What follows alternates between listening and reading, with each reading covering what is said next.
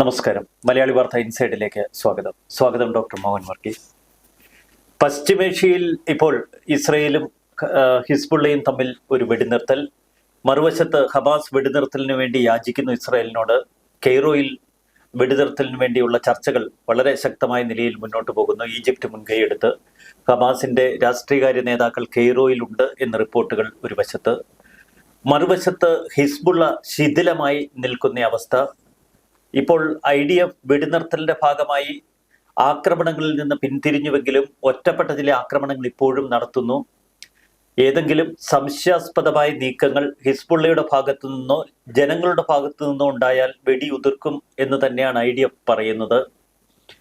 ലെബനനിലെ ചില പ്രദേശങ്ങളിൽ ശക്തമായ പരിശോധനകൾ ഇപ്പോഴും തുടരുന്നു. IDF ഒരു മോസ്കിൽ നിന്ന് നിറയെ ആയുധങ്ങൾ കണ്ടെടുത്തു എന്ന വാർത്ത അന്താരാഷ്ട്ര മാധ്യമങ്ങളിൽ നിറയുന്നു. മറുവശത്ത് വളരെ ശക്തമായ വാർത്തകൾ ഇപ്പോൾ വന്നുകൊണ്ടിരിക്കുന്നത് സിറിയയിൽ നിന്നാണ്. സിറിയ അസാദിന്റെ കീഴിൽ വളരെ ദുർബലമായ ഒരു ഭരണ സംവിധാനമാണ് ഇപ്പോൾ സിറിയയിൽ നിലനിൽക്കുന്നത്. സിറിയൻ ഭരണകൂടം നിലനിൽക്കുന്നത് തന്നെ ഹിസ്ബുള്ളയുടെയും ഇറാന്റെയും ഒക്കെ പിന്തുണയോടെയായിരുന്നു. ഇസ്രായേലിന്റെ ആക്രമണം ആരംഭിച്ചതിന് തൊട്ടു പിന്നാലെ വളരെ ശ്രദ്ധേയമായ ചില മാറ്റങ്ങൾ ആ മേഖലയിൽ പ്രകടമായി. അതിലൊന്ന് ഹിസ്ബുള്ളയെ ശിഥിലീകരിക്കുന്ന ശ്രമങ്ങൾ തന്നെയായിരുന്നു ഇസ്രായേലിന്റെ ഭാഗത്തു നിന്നുണ്ടായത്. മറുവശത്ത് ഇറാൻ കൂടുതൽ ദുർബലമായി എന്നതിന്റെ തെളിവുകൾ ഇപ്പോൾ പുറത്തേക്ക് വരുന്നു. സിറിയയിലെ വിമത സൈന്യം ഭരണകൂടത്തിനെതിരെ തിരിഞ്ഞിരിക്കുന്ന കാഴ്ചയാണ് നമുക്ക് മുന്നിൽ. അലപ്പോ കേന്ദ്രീകരിച്ച് ശക്തമായ വിമത നീക്കം. വിമത പോരാളികൾ അലപ്പോ പിടിച്ചെടുക്കാനുള്ള അന്തിമ പോരാട്ടത്തിലാണ്.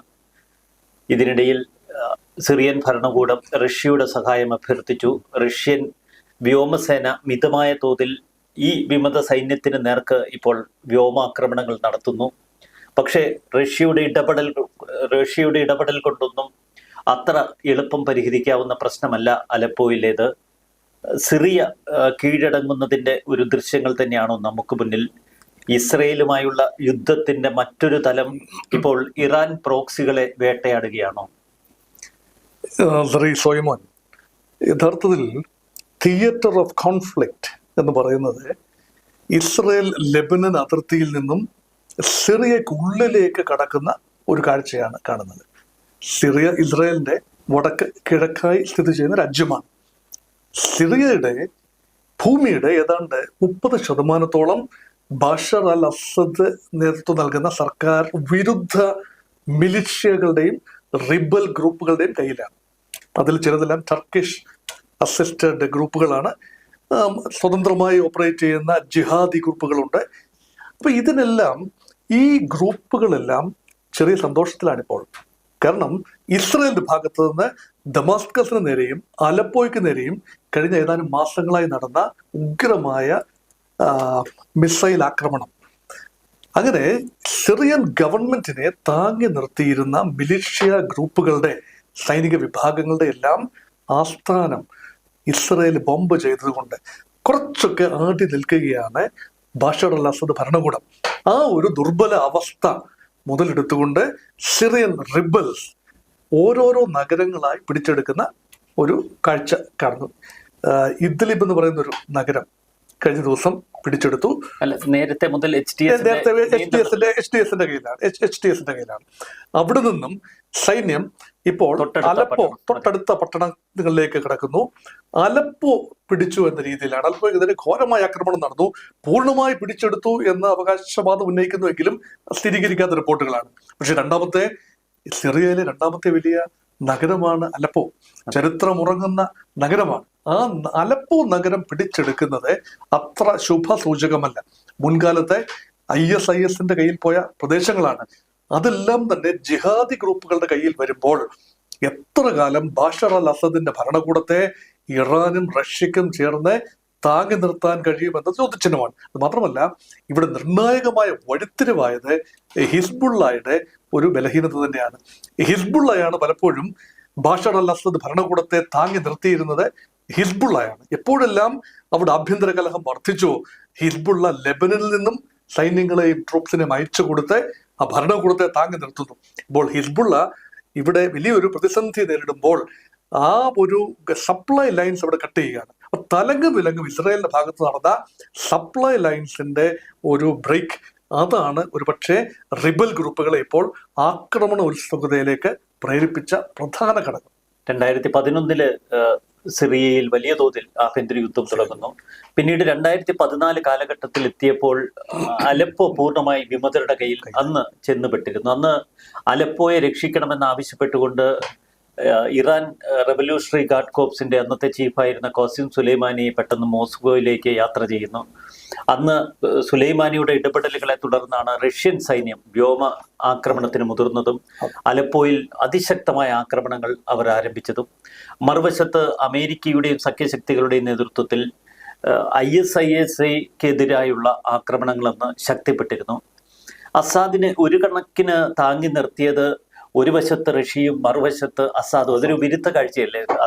റഷ്യയും ഇറാനും ചേർന്ന് അസാദ് ഭരണകൂടത്തെ പിന്നീട് പൂർണ്ണമായി സുരക്ഷിതമാക്കി നിലനിർത്തിയിരുന്നു.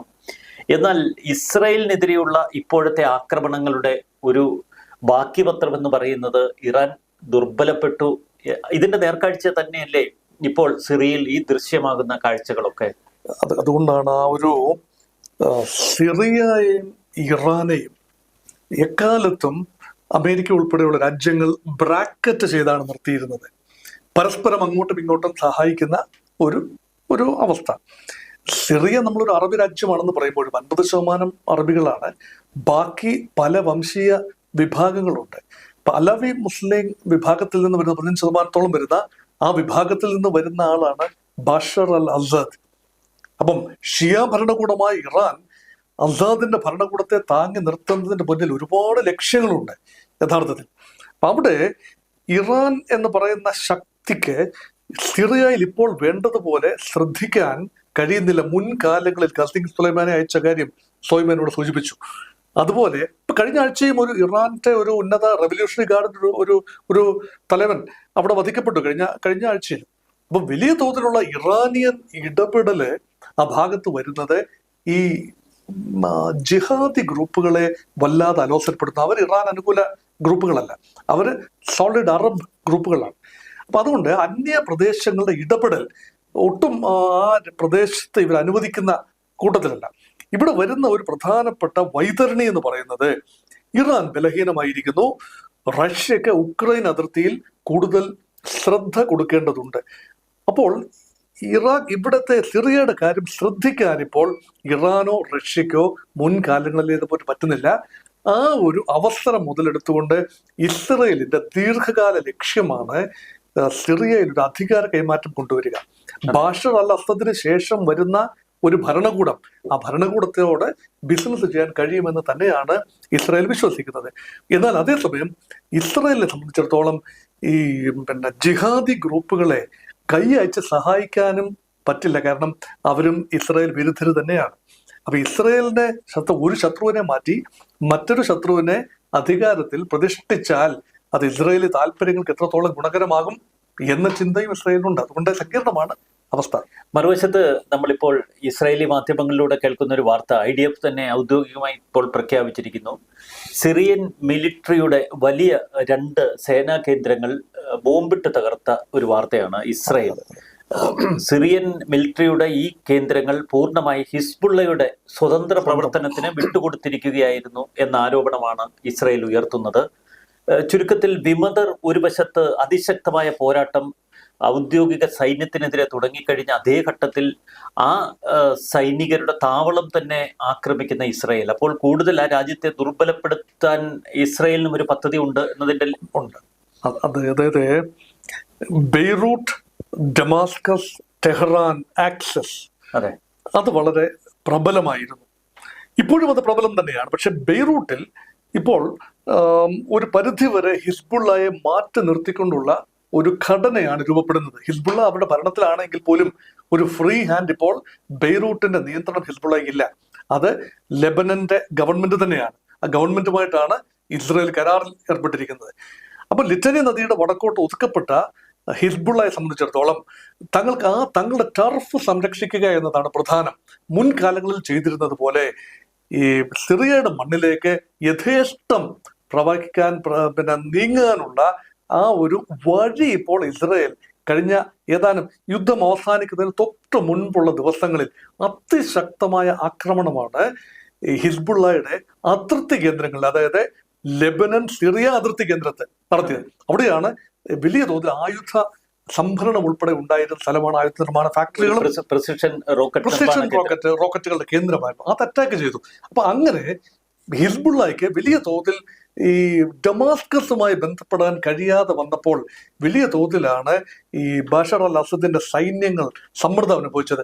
അതുകൊണ്ടാണ് അവിടുത്തെ കേന്ദ്രങ്ങളുണ്ട്, ഡമാസ്കസിൽ പ്രവർത്തിക്കുന്ന ഹിസ്ബുള്ളയുടെ കേന്ദ്രങ്ങളുണ്ട്. ഹിസ്ബുള്ള ഇവിടെ മാത്രമല്ല, ലെബനിൽ മാത്രമല്ല, യഥേഷ്ടം സിറിയയുടെ മണ്ണിൽ പ്രവർത്തിക്കാനുള്ള അനുവാദമുണ്ടായിരുന്ന ഷിയ ഗ്രൂപ്പാണ്. അപ്പൊ അതുകൊണ്ടാണ് ഇത് തമ്മിലുള്ള കോർഡിനേഷൻ ഇപ്പോൾ നഷ്ടപ്പെട്ടു. അത് പേജർ സ്ഫോടനം തന്നെയാണ് അതിന്റെ ഒരു ബേസായി വരുന്നത്. പേജർ സ്ഫോടനം നടന്നത് ലെബനനിൽ മാത്രമല്ല, സിറിയയിലും സമാന്തരമായി പേജർ സ്ഫോടനം നടന്നു എന്ന് പറയുമ്പോൾ അതിന്റെ വ്യാപ്തി നമുക്ക് മനസ്സിലാകുമല്ലോ. ഇന്നിപ്പോൾ നയീം കാസിം ഇത് ഹിസ്ബുള്ളയുടെ വിജയമാണ് എന്നൊക്കെ പ്രഘോഷിക്കുന്നുണ്ട്. പക്ഷേ ഇസ്രായേലിന്റെ ഈ വെടിനിർത്തൽ തുടർന്നുള്ള അവരുടെ തുടർ നീക്കങ്ങൾ, അത് വാസ്തവത്തിൽ ലോകം അമ്പരന്ന് നോക്കുന്ന ഒരു കാഴ്ച തന്നെയാണ്. ഒരു വശത്ത് വെടിനിർത്തൽ കരാറിലൂടെ ഹിസ്ബുള്ളയെ അവർ ഇപ്പോൾ ഒരു പോയിന്റ് ബ്ലാങ്കിൽ നിർത്തിയിരിക്കുന്നു. ഒരു തരത്തിലുമുള്ള മൂവ്മെന്റ്സ് അനുവദിക്കില്ല എന്ന് IDF പ്രഖ്യാപിച്ചിരിക്കുന്നു. 60 ദിവസങ്ങൾ കൊണ്ട് തങ്ങളുടെ സൈന്യം പിൻവാങ്ങും. മറുവശത്ത് സിറിയൻ ലെബനൻ ബോർഡർ 3 പ്രധാനപ്പെട്ട പാതകളായിരുന്നു. അതിൽ 2 പാതകൾ പൂർണ്ണമായി ആക്രമിച്ചവർ തകർത്തു, അവിടം സീൽ ചെയ്തു.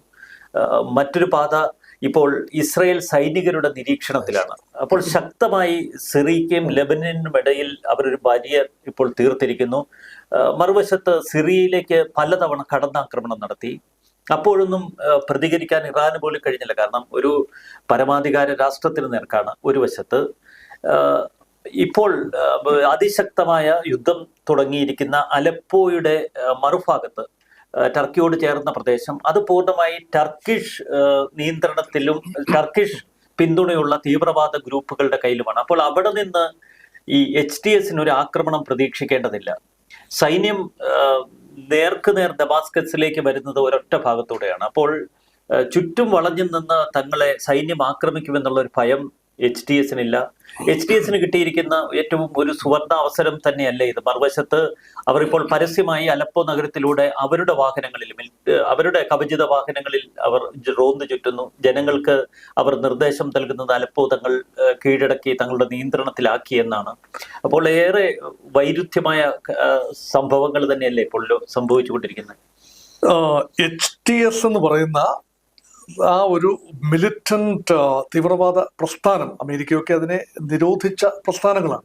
ഒരു പക്ക തീവ്രവാദ ഒരു ഭീകര ഗ്രൂപ്പായിട്ടാണ് അമേരിക്ക ഉൾപ്പെടെയുള്ള പാശ്ചാത്യ ലോകം ആ ഗ്രൂപ്പിനെ കരുതുന്നത്. ആ ഗ്രൂപ്പാണ്, അൽ ഖൈദ ബന്ധമുള്ള ആ ഗ്രൂപ്പാണ് ഇപ്പോൾ അലപ്പോയ്ക്ക് നേരെ ആക്രമണം നടത്തുന്നത്.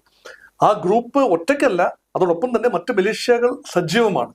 ഇപ്പൊ ഇവിടുത്തെ വിഷയം എന്ന് പറയുന്നത് ആ ഗ്രൂപ്പിന്റെ മുന്നോട്ടുള്ള പ്രയാണത്തിൽ പ്രതിബന്ധങ്ങൾ സൃഷ്ടിക്കാൻ ഒരു രീതിയിലും സിറിയൻ സൈന്യം കാര്യമായ പ്രതിബന്ധം സൃഷ്ടിച്ചതായി കാണുന്നില്ല. മറ്റ് ഷിയ മിലിഷ്യകൾ ഏതാണ്ട് പൂർണ്ണമായി തകർന്നു എന്ന് വേണം കരുതാൻ. അതായത് ഡമാസ്കസിൽ പ്രവർത്തിച്ചിരുന്ന ഷിയ മിലിഷ്യകളുണ്ട്, ഹിസ്ബുള്ള അല്ലാത്ത മിലിഷ്യകളുണ്ട്. ആ മിലിഷ്യകളെ ഉൾപ്പെടെ ഉപയോഗിക്കാൻ ബഷർ അൽ അസദിന് കഴിഞ്ഞിട്ടില്ല. അല്ല എങ്കിൽ അലപ്പോ പോലെ ഒരു നഗരം പിടിച്ചെടുക്കാൻ ഒരിക്കലും കഴിയില്ല. മറുവശത്ത് ഈസ്റ്റേൺ സിറിയ അതിപ്പോൾ പൂർണ്ണമായി SDF സിറിയൻ ഡെമോക്രാറ്റിക് ഫ്രണ്ടിന്റെ കയ്യിലാണ്. ഈ സിറിയൻ ഡെമോക്രാറ്റിക് ഫ്രണ്ട് ഒരു കാലത്ത് അമേരിക്കയുടെ ഒരു സഖ്യകക്ഷി പോലെ തന്നെ പ്രവർത്തിച്ച ഒരു മിലിറ്റന്റ് വിഭാഗമാണ്. 2011 ആഭ്യന്തര യുദ്ധം സിറിയയിൽ തുടങ്ങിയപ്പോൾ അന്ന് അമേരിക്ക അതിനെ ആളിക്കത്തിച്ചത് SDFന്റെ സഹായത്തോടെയാണ്. SDFന് അന്ന് ആയുധങ്ങൾ കൊടുത്തതും അവരെ പോരാട്ടത്തിന് ഇറക്കിയതും അമേരിക്ക തന്നെയാണ്. അപ്പൊ രാജ്യത്ത് അരാജകത്വം അങ്ങ് വളർന്നപ്പോൾ അത് പെട്ടെന്ന് തന്നെ ISIS മുതലെടുക്കുന്നു. അൽ ബാഗ്ദാദിയുടെ നേതൃത്വത്തിൽ കലിഫേറ്റ് ആയി പ്രഖ്യാപിക്കപ്പെടുന്നു. അപ്പോൾ തങ്ങൾ തുടങ്ങി വെച്ച ആ ഒരു ആഭ്യന്തര യുദ്ധം തങ്ങളുടെ തന്നെ കൈവിട്ടു പോയപ്പോൾ അമേരിക്ക ISISനെതിരെ തിരിയുന്നു. എല്ലാം നമുക്കൊരു വിരുദ്ധമായ കാഴ്ചകളല്ലേ ലോകത്തിന് മുന്നിൽ. ഇത് പിന്നെ സോയ്മോൻ, വളരെ രസകരമായ ഒരു കാര്യം, ഈ അമേരിക്ക മിക്കയിടത്തും അമേരിക്ക തന്നെ സൃഷ്ടിച്ച ഗ്രൂപ്പുകളാണ് അമേരിക്കയ്ക്ക് വലിയ പ്രതിസന്ധി സൃഷ്ടിച്ചത്. അവിടെ മറു ഗ്രൂപ്പുകളെ സൃഷ്ടിച്ചുകൊണ്ട് ഒറിജിനലി സൃഷ്ടിച്ച ഗ്രൂപ്പിനെ തകർക്കാൻ നോക്കുന്നു. ബിൻ ലാദൻ തന്നെയാണല്ലോ ഏറ്റവും വലിയ ഉദാഹരണം. ബിൻ ലാദൻ അമേരിക്കയുടെ സൃഷ്ടി തന്നെയാണ്. അപ്പൊ അന്ന് സോവിയറ്റ് ഇൻഫിൽട്രേഷൻ ഇൻ അഫ്ഗാനിസ്ഥാൻ അത് തടയാൻ വേണ്ടി ബിൻ ലാദനെ അമേരിക്കയിൽ ട്രെയിൻ ചെയ്ത് കാബൂളിലേക്ക് വിടുകയാണ്, കണ്ഡഹാറിലേക്ക് വിടുകയാണ്. അവസാനം ബിൻ ലാഡനെ നേരിടാൻ വേണ്ടി മറ്റ് ഗ്രൂപ്പുകളെ ആശ്രയിക്കേണ്ട ഒരു ഗതികേട് വന്നു. സമാനമായ ഒരു സിറ്റുവേഷനാണ് ഇവിടെ സംഭവിച്ചിട്ടുള്ളത്. ഇവിടെ 2011 മുതൽ Islamic State of Syria and Levant IL എന്ന രൂപത്തിലാണ് ആദ്യം ഉണ്ടായത്. പിന്നീട് IS Islamic State of Syria and Iraq എന്ന രൂപത്തിലായി. സിറിയയുടെയും ഇറാഖിന്റെയും ഒരു നല്ല പങ്ക് പ്രദേശം അവർ ഭൗതികമായി 84,000 ചതുരശ്ര കിലോമീറ്റർ ഖലീഫേറ്റ്, ഒരു ഖലീഫയുടെ നേതൃത്വത്തിൽ ഇസ്ലാമിന്റെ എല്ലാ ചിട്ടവട്ടങ്ങളും അനുശാസിക്കുന്ന രീതിയിൽ ഒരു എല്ലാ വ്യവസ്ഥകളെയും അതിലംഘിച്ചുകൊണ്ട്, എല്ലാ വ്യവസ്ഥകളെയും വെല്ലുവിളിച്ചുകൊണ്ട്. ഈ വെല്ലുവിളി വളരെ പ്രധാനപ്പെട്ട കാര്യമാണ്. കാരണം ക്രൂരമായ വംശഹത്യയുടെ വലിയ കണ്ണീർ വീണ ഒരു സംഭവമാണ് സിറിയയിൽ. 2011 മുതൽ 16 വരെയുള്ള ISന്റെ കാലത്ത് ആ സമയത്തുണ്ടായ ഒരു 6 ലക്ഷത്തോളം ആളുകൾ, 5 ലക്ഷം പേരെ മരിക്കുകയും ഒരു 68 ലക്ഷം പേരാണ് സിറിയൻ അഭയാർത്ഥികൾ യൂറോപ്പിലേക്കും ഇതര പ്രദേശത്തേക്കും പലായനം ചെയ്യേണ്ടി വന്നത്. അത് വലിയ ഒരു ഡിസ്പ്ലേസ്മെന്റിന്റെ ഒന്നാം തരം ഉദാഹരണമായിട്ട് കാണാം. അവിടെ ആ ഒരു വിപത്തിന് 2016 ഏതാണ്ട് പൂർണ്ണമായും അവസാനത്തെ IS ക്യാമ്പും ബോംബ് ചെയ്തു എന്ന് പറയുമ്പോൾ ISനെ തകർക്കാൻ വേണ്ടി അമേരിക്ക ഉപയോഗിച്ച 2 ഗ്രൂപ്പുകളെ കുറിച്ചാണ് സോയിമൻ നേരത്തെ സൂചിപ്പിച്ചത്. അപ്പൊ അതിലൊന്ന് ഖുർദിഷ് വിഭാഗമാണ്. ഇതിന്റെ വടക്ക് പ്രദേശത്തുള്ള ഖുർദുകൾ ഒരു ഖുർദിഷ് സേനയാണ് അക്ഷരാർത്ഥത്തിൽ ISനെ തുരത്തിയത്. അവരുടെ ആ പോരാട്ട വീര്യം ചരിത്രം മറക്കരുതാത്താണ്. പക്ഷെ അവരെ ലോകം മറന്നു, ചരിത്രം മറന്നു, അമേരിക്ക മറന്നു. SDF പക്ഷെ പിന്നീട് അമേരിക്കയോട് കലിച്ച് ഇറാന്റെ പിന്തുണ തേടി. യഥാർത്ഥത്തിൽ ഖുർദുകൾ വളരെ അൺഫോർച്ചുനേറ്റ് ആണെന്ന് ഞാൻ പറയും. കാരണം സിറിയയ്ക്കും ടർക്കിക്കും ഇറാനും എല്ലാം തന്നെ മധ്യേ കിടക്കുന്ന ഒരു പ്രദേശമാണല്ലോ ഖുർദ് മേഖല. ഖുർദിസ്ഥാൻ, സ്വതന്ത്ര ഖുർദിസ്ഥാൻ എന്ന ആഗ്രഹം. ഒരു പ്രത്യേക ഭാഷ സംസാരിക്കുന്നവരാണ്, പ്രത്യേക ഒരു വംശീയ വിഭാഗമാണ്, ന്യൂനപക്ഷങ്ങളാണ്. അവരുടെ ഒരു ആവിഷ്കാരം ഈ 3 രാജ്യങ്ങളും അവരെ ആത്യന്തികമായ ശത്രുക്കളായിട്ട് തന്നെയാണ് കാണുന്നത്. എക്കാലത്തും ഇറാനും സിറിയയ്ക്കും ടർക്കിക്കും 4 രാജ്യങ്ങൾക്ക് വലിയ തലവേദന തന്നെയാണ് ഖുർദുകളെ. പക്ഷേ എല്ലാ പോരാട്ടത്തിലും തൽപര കക്ഷികൾ ഉപയോഗിക്കുന്നതായി കാണാം. ഇവിടെയാണെങ്കിലും ഖുർദുകളുടെ ഒരു സേവനം വലിയ തോതിൽ ഉപയോഗിച്ചു. ഇപ്പോഴത്തെ ഇപ്പൊ കാര്യമായ ഖുർദ് മേഖലയെക്കുറിച്ച് ഇപ്പോൾ അധികം കേൾക്കുന്നില്ല. പക്ഷെ അവർ അധികം താമസിക്കാതെ രംഗത്ത് വരാനുള്ള എല്ലാ സാധ്യതയും കാണുന്നുമുണ്ട്. അപ്പൊ ഈ 2 സേനകളും വടക്ക് കിഴക്ക് നിന്നുമുള്ള ഖുർദുകളും വടക്ക് പടിഞ്ഞാറ് നിന്നുള്ള HTSും ഒരുമിച്ച് ചേർന്ന് കഴിഞ്ഞാൽ ആസാദിന്റെ ഭരണകൂടത്തെ ദുർബലമാക്കാൻ ലഭിക്കുന്ന ഒന്നാന്തരം അവസരമാണ്. ഇസ്രയേൽ അത് എങ്ങനെ മുന്നോട്ട് കൊണ്ടുപോകും എന്നത് മാത്രമാണ് സംശയം. അല്ല, ഇത് 7 ഫ്രണ്ട് വാറിലായിരുന്നല്ലോ ഇതുവരെ ഇസ്രായേലിനെതിരെ ഇറാൻ തൊടുത്തത് 7 യുദ്ധമുഖങ്ങളാണ്. പക്ഷെ 7ഉം ഇസ്രായേൽ കീഴ്പ്പെടുത്തുന്ന ഒരു കാഴ്ചയാണ്. അവർ ഒടുവിൽ ഈ യുദ്ധമുഖങ്ങളുടെ ഒക്കെ ആത്യന്തികമായ ഒരു തിക്തഫലം ഇറാൻ തന്നെ അനുഭവിക്കുകയാണ്. കാരണം അവരുടെ പ്രോക്സികൾ ഒരു വശത്ത് ഹിസ്ബുള്ള തകർന്നടിച്ചു, മറുവശത്ത് ഹമാസ് ഇറാനിൽ നിന്ന് അകന്ന് ഇപ്പോൾ വെടിനിർത്തലിന് വേണ്ടി ഇസ്രായേലിന്റെ പിന്നാലെ നടക്കുന്നു. സിറിയയിലെ സ്ഥിതി, അസാദ് ഭരണകൂടം തന്നെ, ഒരു ഔദ്യോഗിക ഭരണകൂടം തന്നെ ഇറാന് തങ്ങളുടെ ഭരണ വ്യവസ്ഥയാക്കി വെക്കാൻ കഴിയുമായിരുന്നു. തങ്ങളുടെ എല്ലാ കള്ളക്കടത്തിന്റെയും മയക്കുമരുന്ന് ഇടപാടുകളുടെയും ഹിസ്ബുള്ളയുടെ ആയുധ സൂക്ഷിപ്പിന്റെയും ഒക്കെ ഒരു ഒളിയിടമായി ഉപയോഗപ്പെടുത്താമായിരുന്നു. പക്ഷെ സിറിയയിൽ ഇപ്പോൾ എല്ലാ നിയന്ത്രണവും വിട്ട് വിമതർ യുദ്ധത്തിലേക്ക് ഇറങ്ങിയിരിക്കുന്നു. ഇറാഖിന്റെ സ്ഥിതി, ഇറാഖ് ഇപ്പോഴും അമേരിക്കൻ വ്യോമ നിയന്ത്രണത്തിൽ നിർത്തിയിരിക്കുന്നു. അപ്പോൾ ഇത് ഇറാനെ സംബന്ധിച്ചുള്ള ഒരു സമ്പൂർണ്ണ പതനത്തിലേക്കും പരാജയത്തിലേക്കുമല്ലേ കാര്യങ്ങളുടെ പോക്ക്? ഈ ഒരു പരിധിവരെ ഇറാന്റെ സ്ട്രെങ്ത് എന്ന് തോന്നിയിരുന്ന വിഭാഗങ്ങൾ, നേരത്തെ സോയിമോൻ സൂചിപ്പിച്ച 7 ഡിഫറെന്റ് പോർമുഖങ്ങൾ, അത് 7 ഡിഫറെന്റ് മിലിഷ്യകളിലൂടെയാണ് അത് നടപ്പാക്കിയിരുന്നത്. ഇതെല്ലാം ഉപയോഗിച്ചുകൊണ്ട് ഇസ്രയേലിലെ 4 പാട് നിന്നുകൊണ്ട് വലിഞ്ഞു മുറുക്കാം എന്ന ഒരു പ്രതീക്ഷയാണ്. പക്ഷെ ഈ വിഭാഗങ്ങളെ കൈവിട്ട് കഴിഞ്ഞാൽ ഇറാന്റെ ക്രെഡിബിലിറ്റി അവിടെ തകരുകയാണ്. അപ്പൊ ഇറാന്റെ ഒരു ആത്യന്തിക സ്കീമിൽ ഈ 7 ഭാഗങ്ങളും 7 ഫിംഗേഴ്സ് ആണ്. ഈ 7 ഫിംഗേഴ്സിന്റെ 7നും കാര്യമായ ഡാമേജ് ഈ യുദ്ധസമയത്തുണ്ടായി. അത് ഇറാൻ പ്രതീക്ഷിച്ചതിനേക്കാൾ വളരെ കൂടുതലായിരുന്നു. ഇറാൻ ആ രീതിയിൽ പ്രതീക്ഷിച്ചില്ല.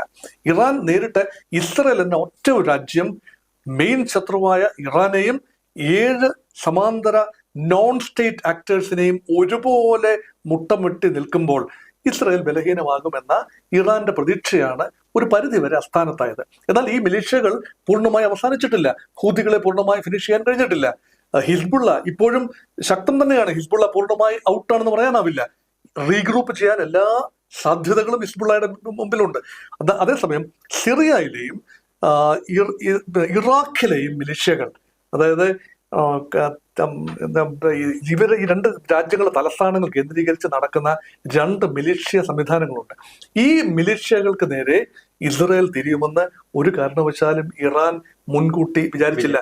ഹൂതികൾ, ഹിസ്ബുള്ള, അതുപോലെ ഹമാസ്, ഈ മൂന്നിലേക്ക് ആക്രമണം ഇസ്രായേൽ ചുരുക്കുമെന്നതാണ്. അതിനെ ഒരു പ്രിയംറ്റീവ് ഓപ്പറേഷനിലൂടെയാണ് കിഴക്കോട്ട്, ഇസ്രായേലിന്റെ കിഴക്ക് ഭാഗത്തേക്ക്, വടക്കും കിഴക്കും ഭാഗത്തേക്ക് ശ്രദ്ധ കേന്ദ്രീകരിച്ചതാണ് ഇറാനെ സംബന്ധിച്ചിടത്തോളം പ്രതിസന്ധി സൃഷ്ടിച്ചത്. ഇപ്പോൾ അമേരിക്കൻ പ്രസിഡന്റ് ആകാൻ എല്ലാ യോഗ്യതയും നേടി ജനുവരി 20 കസേരയിലേക്ക് വരാനിരിക്കുന്ന ഡൊണാൾഡ് ട്രംപ് പറയുന്നു, ജനുവരി 20 മുൻപ് ഹമാസുമായിട്ടുള്ള കണക്ക് തീർക്കണമെന്ന് അദ്ദേഹം ഇന്ന് വീണ്ടും ഒരു പ്രസ്താവനയിലൂടെ നെതന്യാഹുവിനോടും ജോ ബൈഡനോടും ആവശ്യപ്പെട്ടിരിക്കുന്നു. ബന്ദികളെ വിട്ടയക്കാനുള്ള കരാർ എത്രയും പെട്ടെന്ന് പൂർത്തിയാക്കൂ എന്നാണ് ട്രംപ് പറയുന്നത്. അപ്പോൾ ഒരു വശത്ത് ട്രംപിന്റെ ഇത്തരം ആജ്ഞാസ്വരമുള്ള പ്രസ്താവനകൾ, മറുവശത്ത് ജോ ബൈഡൻ വെടിനിർത്തലിനുള്ള എല്ലാ കളവും ഒരുങ്ങിക്കഴിഞ്ഞു എന്ന് പ്രഖ്യാപിച്ചിരിക്കുന്നു. അപ്പോൾ ഹമാസുമായും ഒരു വെടിനിർത്തലിലേക്ക് എത്തുന്നു എന്ന് വേണ്ടേ നമുക്ക് കരുതാൻ? ഈ ഔട്ട് ഗോയിങ് പ്രസിഡന്റും ഇൻകമിങ് പ്രസിഡന്റും തമ്മിൽ ഒരു കെമിസ്ട്രി ഉണ്ട്, അതെപ്പോഴും ഉണ്ട്. പക്ഷേ ജോ ബൈഡനും ഡൊണാൾഡ് ട്രംപും എന്ന വ്യക്തികൾ തമ്മിലുള്ള കെമിസ്ട്രി എത്രത്തോളം വർക്ക് ചെയ്യുമെന്ന് പറയാനാവില്ല. എപ്പോഴും അമേരിക്കയുടെ ഒരു ആത്യന്തിക താല്പര്യം പലപ്പോഴും വ്യത്യസ്ത രാഷ്ട്രീയ കക്ഷികളിൽ പെടുന്ന പ്രസിഡന്റുമാരാണെങ്കിലും അത് പലപ്പോഴും ഔട്ട് ഗോയിങ് പ്രസിഡന്റിനോട് ചോദിക്കാറുണ്ട് ഇൻകമിങ് പ്രസിഡന്റ്. അത് മാത്രമല്ല, ഔട്ട് ഗോയിങ് പ്രസിഡന്റ് എപ്പോഴും പുതിയ പ്രസിഡന്റിനോട് ചോദിക്കാറുണ്ട് എങ്ങനെ വേണം മുന്നോട്ട് പോകാൻ. കാരണം ബാറ്റൺ കൈമാറണം, 2 മാസത്തിനുള്ളിൽ ബാറ്റൺ കൈമാറേണ്ടതുണ്ട്. അതുകൊണ്ടാണ് എനിക്ക് തോന്നുന്നത് ഇതൊരു ഫേസ് സേവിങ് ഫോർമുല, ട്രംപ് കൂടെ അനുവദിച്ചൊരു ഫേസ് സേവിങ് ഫോർമുലയാണ്. ജോ ബൈഡന്റെ കാലഘട്ടത്തിൽ ലെബനനിലെ ഹിസ്ബുള്ളയുമായി ഒരു വെടിനിർത്തൽ കരാർ, എന്നിട്ട് മറ്റൊരു ആത്യന്തികമായ യുദ്ധം അവസാനിപ്പിക്കാനുള്ള ആത്യന്തിക കരാർ, അതായത് ഹമാസുമായി കരാറില്ല, മറിച്ച് പോസ്റ്റ് വാർ ഗസ, അതേക്കുറിച്ചുള്ള ഒരു റോഡ് മാപ്പ്, അത് ഓൾറെഡി ട്രംപിന്റെ മേശപ്പുറത്തുണ്ട്. ഒരു ബ്ലൂ പ്രിന്റ് എന്ന നിലയിൽ വളരെ വ്യക്തമായിട്ടുണ്ട്. അത് പ്രഖ്യാപിക്കാനുള്ള ടൈമിംഗ് ആണ് ഈ പറയുന്ന ജനുവരി 20, 2025. അതിനുള്ള തയ്യാറെടുപ്പാണ് ഇപ്പോൾ നടന്നുകൊണ്ടിരിക്കുന്നത്. അതുകൊണ്ട് ഇപ്പോൾ തൽക്കാലത്തേക്ക് വെടിനിർത്തൽ ഒരു ശാശ്വത സമാധാനത്തിന്റെ ഒരു മുന്നോടിയായിട്ട്. പക്ഷെ കൈവിട്ടു പോകുന്നത് എവിടെയാണ്? ഇതിന് അമേരിക്ക നിയന്ത്രണമില്ലാത്ത ചില മേഖലകളിലേക്ക് കൂടുതൽ യുദ്ധം വ്യാപിക്കുന്ന ഒരു കാഴ്ചയും കാണുന്നു. അവിടെയാണ് ട്രംപ് വിറച്ചിടുന്ന ഒരു ടൈം ഫ്രെയിം ഒരു പക്ഷേ ട്രംപിന് തന്നെ പാലിക്കാൻ പറ്റുമോ എന്നതിനെ കുറിച്ച് ന്യായമായ ആശങ്കകൾ ഉണ്ട് താനും. ഹമാസ് കീഴടങ്ങി എന്നതിന്റെ ഏറ്റവും വലിയ സൂചനകൾ ഇപ്പോൾ പുറത്തു വരുന്നു. ഇന്ന് കൈറോ ഈജിപ്റ്റ് നടത്തിയ ഒരു പ്രസ്താവനയുണ്ട്.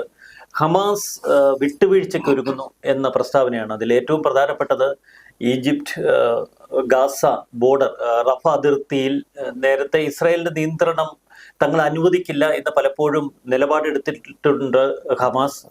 എന്നാൽ എല്ലാ കാലത്തും ഇസ്രായേൽ ഈജിപ്റ്റ് സംയുക്ത സേനയുടെ നിയന്ത്രണത്തിലാണ് റഫ അതിർത്തി. ഇപ്പോൾ ഹമാസ് ഇസ്രായേലിന്റെ അവിടുത്തെ സാന്നിധ്യത്തെ പൂർണ്ണമായി അംഗീകരിക്കുന്നു എന്ന് ഈജിപ്റ്റ് പറയുന്നു. അതൊരു വല്ലാത്ത കീഴടങ്ങലല്ലേ? ശ്രീ സോയ്മോൻ, യഥാർത്ഥത്തിൽ ഡിപ്ലോമാറ്റിക് പ്ലേയേഴ്സ് ഇവിടെ 3 പേരാണ്, 3 രാജ്യങ്ങളാണ്. ഒന്ന് യുണൈറ്റഡ് സ്റ്റേറ്റ്സ് ഓഫ് അമേരിക്ക. ഇപ്പോഴത്തെ പീസ് എന്ന് പറയുന്നത് ഈജിപ്തിനോ ഖത്തറിനോ യാതൊരു റോളും ഇല്ലാത്ത ഒരു പ്രോസസ്സാണ്. Entirely American brokered peace. അതേസമയം വലിയ തോതിലാണ് ഖൈറോയിൽ വെച്ച്, ഈജിപ്ഷ്യൻ തലസ്ഥാനമായ ഖൈറോയിൽ വെച്ചും ദോഹ തലസ്ഥാനമായ ഖത്തർ തലസ്ഥാനമായ ദോഹയിൽ വെച്ചും കൈറോയിലേക്ക് മാറി. ഈ 2 രാജ്യങ്ങളും വളരെയധികം റോള് വഹിച്ചിരുന്നു. പക്ഷേ ഇവരെ അമേരിക്ക ഈ റൗണ്ടിൽ, ആദ്യ റൗണ്ടിൽ അടുപ്പിച്ചിട്ടില്ല. പക്ഷെ 2ാം റൗണ്ടിലെങ്കിലും, ആത്യന്തിക റൗണ്ടിലെങ്കിലും ഈജിപ്തിനെയും ദോഹയെയും, ഒരു പരിധിവരെ ദോഹയെ മാറ്റി നിർത്തി ഈജിപ്തിനെയെങ്കിലും കോൺഫിഡൻസിൽ എടുക്കണം എന്ന ചിന്തയുണ്ട്. അല്ലെങ്കിൽ ഒരു ലാസ്റ്റിംഗ് പീസ് പറ്റില്ല. കാരണം റഫ അതിർത്തി എന്ന് പറയുന്നത് ഗസയുടെയും ഈജിപ്തിന്റെയും അതിർത്തിയാണ്. ആ അതിർത്തിയിൽ ഇസ്രായേൽ സൈന്യങ്ങളാണ് കംപ്ലീറ്റ് കൺട്രോൾ എങ്കിൽ ഈജിപ്തിന് അവിടെ മറ്റു റോൾ ഒന്നും തന്നെ ഇല്ല. അവിടെ ഒരു റോൾ ഈജിപ്തിന് ഉണ്ടാകണമെങ്കിൽ ഈജിപ്ഷ്യൻ സൈനിക സാന്നിധ്യം ഉണ്ടാകണം. ഇസ്രയേല് കംപ്ലീറ്റ്ലി കൈയടക്കി വെച്ചിരിക്കുന്ന ആ ബോർഡർ എന്ന് പറഞ്ഞാൽ ഗസ കംപ്ലീറ്റ്ലി ശ്വാസം മുട്ടുക എന്നതാണ് അർത്ഥം. അത് ആത്യന്തികമായി അത് ഹമാസിനെ അംഗീകരിക്കാനാവുന്ന ഒരു ഫോർമുല അല്ല. ഒരു കാലത്തും യുദ്ധം നിൽക്കാനാവില്ല. അതുകൊണ്ടാണ് ഒരു ബ്രീതിങ് സ്പേസ് എന്ന നിലയിൽ ഈജിപ്ഷ്യൻ ഒരു സൈനിക പ്രസൻസ് റഫ അതിർത്തിയിൽ ഉണ്ടാവും, അതിർത്തി മേഖലയിൽ ഉണ്ടാകും. ഒരു ഡീമിലിറ്ററൈസ്ഡ് സോൺ ആണ് ഇപ്പോൾ വിഭാവനം ചെയ്യുന്നത്. അതായത് ഗസയുടെയും ഈജിപ്തിന്റെയും അതിർത്തി പ്രദേശത്ത് ഈജിപ്തിന്റെ സൈനിക സാന്നിധ്യം ഉണ്ടാകുമെന്ന രീതിയിലാണ് കാര്യങ്ങൾ നീങ്ങുന്നത്.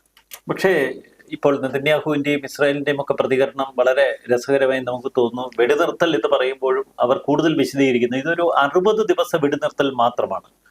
അപ്പോൾ യുദ്ധം പുനരാരംഭിക്കാനുള്ള എല്ലാ വാതിലുകളും തുറന്നിട്ടുകൊണ്ട് തന്നെയാണ് ഇസ്രായേലിന്റെ ഇത്തരം പ്രഖ്യാപനങ്ങൾ.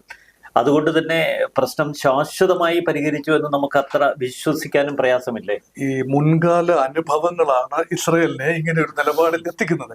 ഒരു നിമിഷം യുദ്ധം തീർന്നു എന്ന് പറഞ്ഞാൽ Israel is A state actor, they can uphold the promise. പക്ഷെ നോൺ സ്റ്റേറ്റ് ആക്ടറായ ഹമാസിനോ ഹിസ്ബുള്ളയ്ക്കോ വേണ്ടി ആരാണ്, ഏത് രാഷ്ട്രമാണ് ഗ്യാരണ്ടി കൊടുക്കുക? ഹിസ്ബുള്ളയ്ക്ക് വേണ്ടി ലെബനൻ കൊടുക്കുന്ന ഗ്യാരണ്ടി പാലിക്കാൻ ലെബനന് കഴിയില്ല. ഹിസ്ബുള്ള ഒരു സ്വതന്ത്രമായ ഒരു യൂണിറ്റ് ആണ്, ഒരു മിലിഷ്യയാണ്. അല്ലാതെ ലെബനൻ എന്ന രാജ്യത്തിന്റെ നിയന്ത്രണങ്ങൾക്കൊത്ത് മാത്രം പ്രവർത്തിക്കുന്ന ഒരു ഗ്രൂപ്പല്ല. അതുകൊണ്ടാണ് ഹിസ്ബുള്ളയുടെ ഭാഗത്ത് നിന്ന് ഏകപക്ഷീയമായ എന്തെങ്കിലും ആർമമെന്റ് നീക്കങ്ങൾ, റോക്കറ്റ് ലോഞ്ച് ഉണ്ടായാൽ ഞങ്ങൾ തിരിച്ചടിക്കും. ഈ കഴിഞ്ഞ 48 മണിക്കൂറിനുള്ളിൽ തന്നെ ഏതാനും ഭാഗത്ത് ഇസ്രായേൽ തിരിച്ചടിച്ചതായി റിപ്പോർട്ടുകളുണ്ട്. അത് നടന്നു കഴിഞ്ഞു. അപ്പൊ വെടിനിർത്തൽ, ഒരു വശത്ത് വെടിനിർത്തൽ അതിനുള്ളിൽ.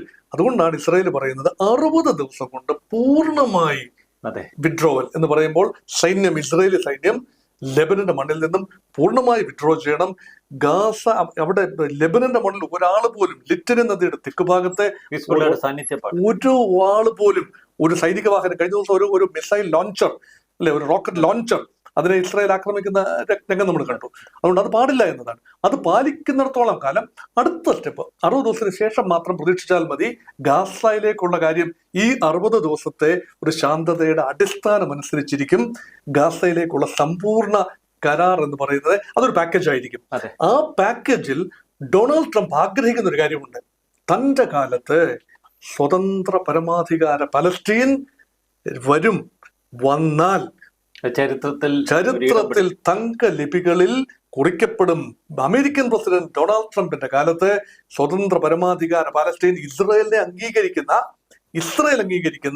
രാജ്യം എന്ന നിലയിൽ സ്വതന്ത്ര പരമാധികാര പലസ്തീൻ വന്നാൽ അതായിരിക്കും ഒരുപക്ഷെ ശാശ്വതമായ സമാധാനത്തിനുള്ള ഏക മാർഗം. വളരെ രസകരമാണ് ഇസ്രായേലിന്റെ നീക്കങ്ങൾ.